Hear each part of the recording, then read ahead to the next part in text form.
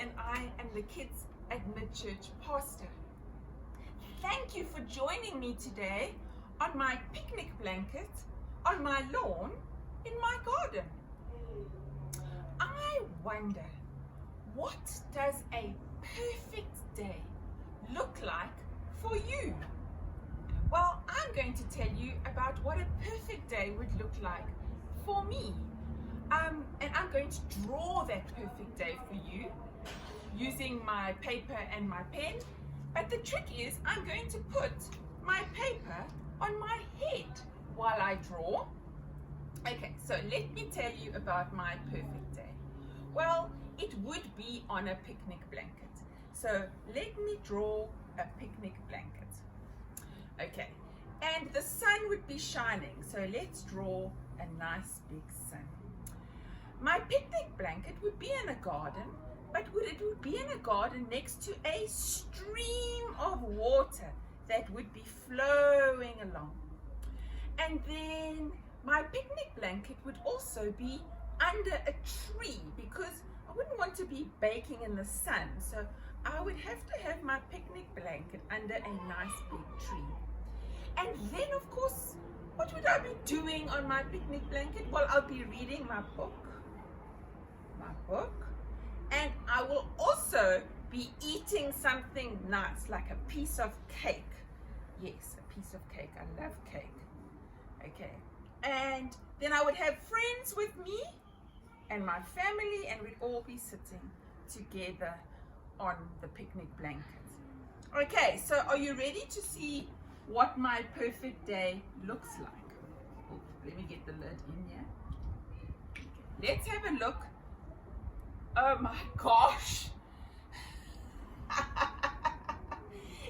you see what my perfect day looks like?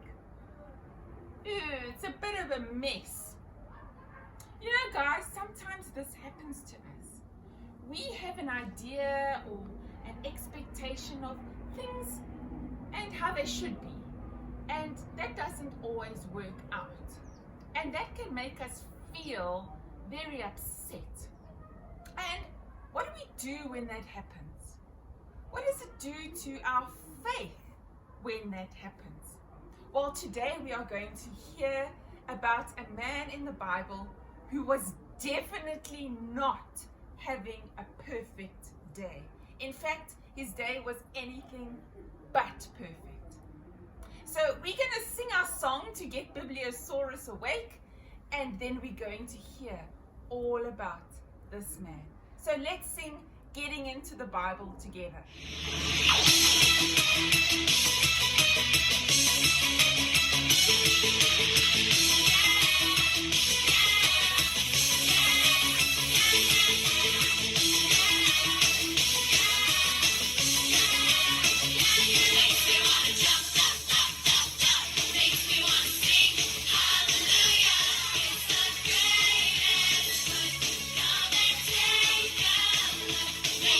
Shout, shout, shout, shout, so that everyone will see. I'm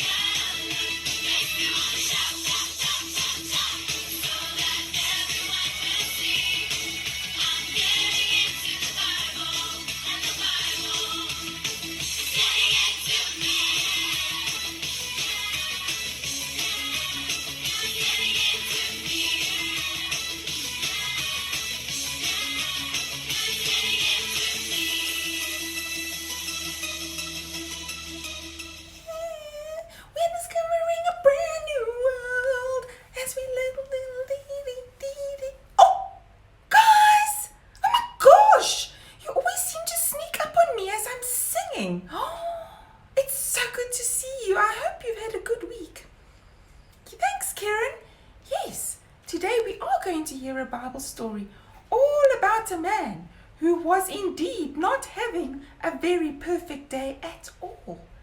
That man's name is Job, and we read about him in the book of Job. That's right, he has a whole book all to himself. And this book is found in the Old Testament. Let's take a listen to today's story. This is Job. Look how happy Job is. Job was a good man. Job loved God very much and always put God first in his life. Job was a very rich man. Job had 7,000 sheep, 3,000 camels, 500 teams of oxen, and 500 donkeys. Job also had 7 handsome sons and 3 beautiful daughters, and he loved them all very, very much. They all lived happily together in a nice big house. One day, God was chatting to all his angels, and while he was talking, Satan came up to him and said, "You know, God, Job loves and worships you only because of all the blessings in his life." God answered Satan, "No, I don't think that is true. I think Job is a good man, and I think he will love and worship me even without all of the things he has." Satan then said to God, "Okay, God, you're on. Let's see what Job does when all his stuff is taken away." So Satan took away all of Job's sheep, camels, oxen, and donkeys. Satan also took away Job's 7 handsome sons and his 3 beautiful daughters, and even the big house they all lived in together. So Job lost everything. But do you know what Job did? He got down on his knees and talked to God. Even though Job had lost everything, he still loved God and worshipped him. Satan went to God again and said, "Okay, God, okay. So Job lost everything and still he loves and worships you. I know Job will stop putting you first in his life if he got very, very sick." So Satan made Job very, very sick. Job got ugly big sores all over his body. The sores were so painful, all Job could do was sit in a heap and pick at them and try to make them feel better. Job was now poor, alone, and very, very sick. People would have understood if Job had stopped putting God as number 1 in his life. Job had done nothing wrong, and yet he had lost everything. But do you know what Job did next? He talked to God. This time he told God about everything that had happened to him. And he told God exactly how he was feeling. And he asked God, "Why are all these things happening to me?" He begs God to tell him what he has done wrong. And do you know what God does? God comes and talks to Job. Throughout everything that happens to him, Job never stops making God number 1 in his life. Job never stops talking to God. Job never stops serving God. And Job never stops worshiping God. Satan is proved wrong. Job loved God no matter what. Today's story of Job does have a happy ending though. Through all Job went through, he was never alone. God was with him all the time. And in the end, God gave Job back double everything he had lost. Job had 7,000 sheep. God gave him another 7,000 sheep. Job had 3,000 camels. God gave him another 3,000 camels. Job had 500 teams of oxen. God gave him another 500 teams of oxen. Job had 500 donkeys, and God gave him another 500 donkeys. God even gave Job back his 7 handsome sons and his 3 beautiful daughters, and they all lived together again in a nice big house. God even made Job all better by healing the terrible sores on his body. Wow! That was quite a story. I am so glad it had a happy ending for Job. But what can we learn from this story of Job? Well, Job loved God above everything else in his life. Job worshipped God and he served God all the time, no matter what. I think we can say that Job and God were pretty tight. They had a very close relationship. When bad things started to happen to Job, even though Job didn't deserve any of the things that were happening to him, Job didn't give up on God. No, in fact, Job goes to God and talks to him and is very honest with God about how he is feeling. And he wants to know, why is this happening to me? God never leaves Job. God is right by Job's side through everything that Job went through. And when Job is honest with God, God listens to him. And then God talks back to him and encourages Job and gives him strength to get through the tough times he was going through. And through all those tough times, Job never gave up on his faith in God. It didn't mean he wasn't upset. No, he was. And he was honest with God about that.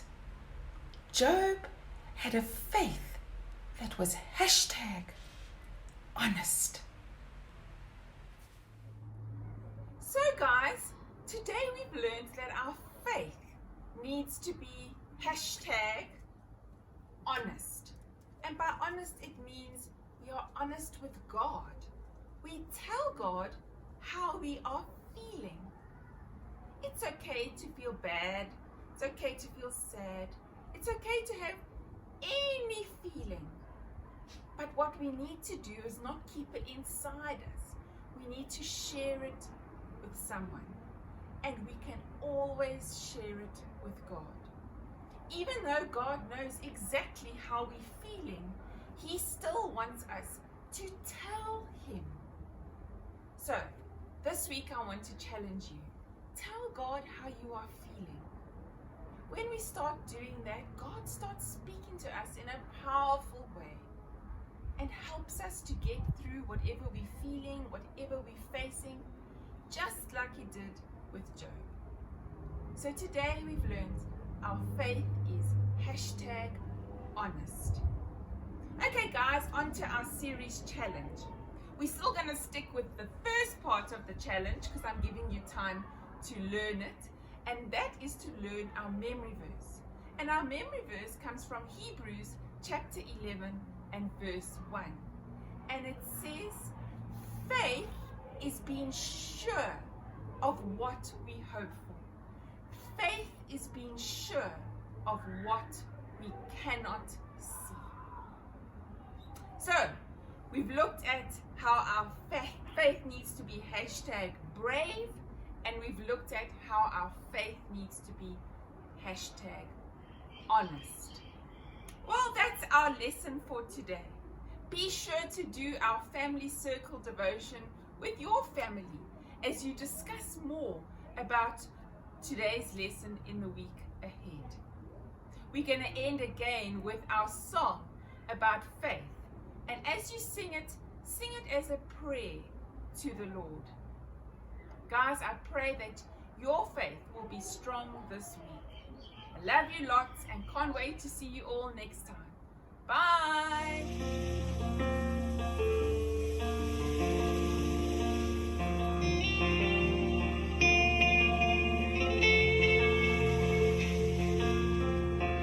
Seems like there's so much to hope for, so many dreams I wish they all could come true.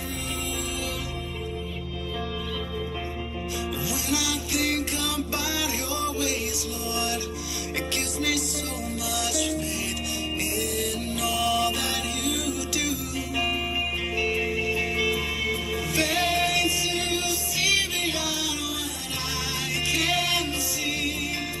Faith to know that you will do great things.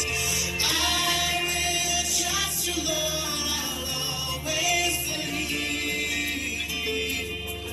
As I hold on to my faith, Jesus, you are holding on to me.